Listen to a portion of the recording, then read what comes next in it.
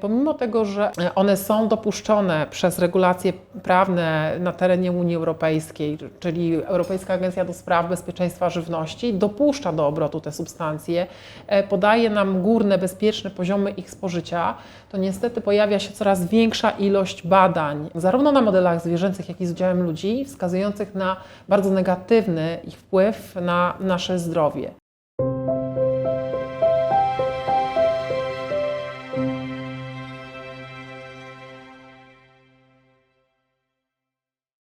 Ja bardzo lubię swoich pacjentów odsuwać od smaku słodkiego, bo uwielbiam ich odzwyczajać od smaku słodkiego. Człowiek kiedyś tak ewolucyjnie, cofając się, zupełnie nie znał smaku słodkiego. Natomiast przemysł spożywczy nam zafundował takiej ilości cukru, że to jest w tej chwili smak, którego bardzo chętnie poszukujemy. Słodkość, słodycz kojarzy nam się z nagrodą. W jaki sposób nagradzamy nasze dzieci czymś słodkim, więc już od najmłodszych lat jesteśmy programowani w ten sposób: cukier, smak słodki, przyjemność. Ja jestem dosyć bezwzględna, bo wiem, że od smaku słodkiego można się dosyć szybko odzwyczaić. Bardzo często zalecam swoim pacjentom taki detoks cukrowy.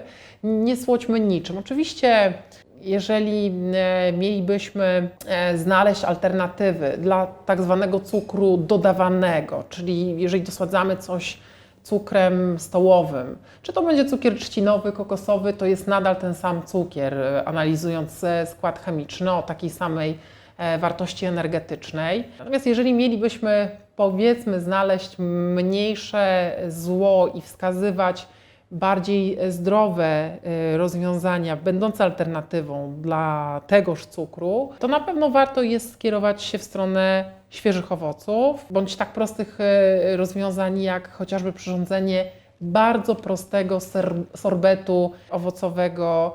Po prostu bierzemy mango, blendujemy je, zamrażamy i mamy doskonały sorbet, deser lodowy, bez dodawania ekstra cukru do tego. To będą znajdowały się jedynie naturalna słodkość, którą będzie nam dawała przede wszystkim fruktoza, no też glukoza. Więc jeśli już, to proponuję tego typu alternatywy. Absolutnie nie jestem zwolennikiem słodzików syntetycznych i to jest grupa substancji, które staram się z diety pacjentów usuwać. Pomimo tego, że one są dopuszczone przez regulacje prawne na terenie Unii Europejskiej, czyli Europejska Agencja do Spraw Bezpieczeństwa Żywności dopuszcza do obrotu te substancje, podaje nam górne, bezpieczne poziomy ich spożycia, to niestety pojawia się coraz większa ilość badań, zarówno na modelach zwierzęcych, jak i z udziałem ludzi, wskazujących na bardzo negatywny ich wpływ na nasze zdrowie. I tak wiemy aktualnie, że słodziki syntetyczne w bardzo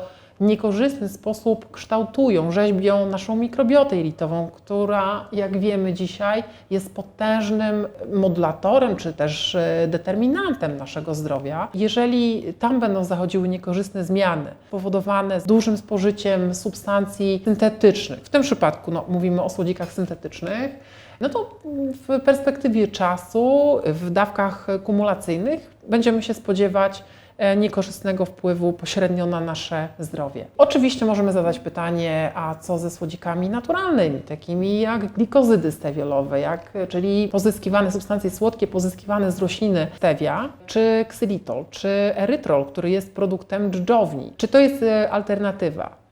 Dla części pacjentów tak, natomiast zawsze obowiązuje zasada umiaru. Nie przesadzajmy.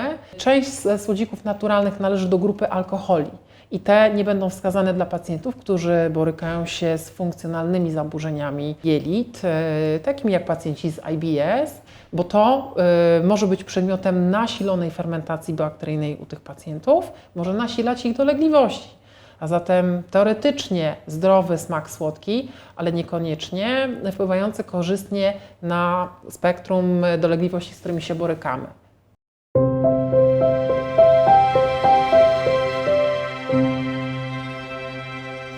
Jeśli podobał Ci się ten materiał, subskrybuj nasz kanał.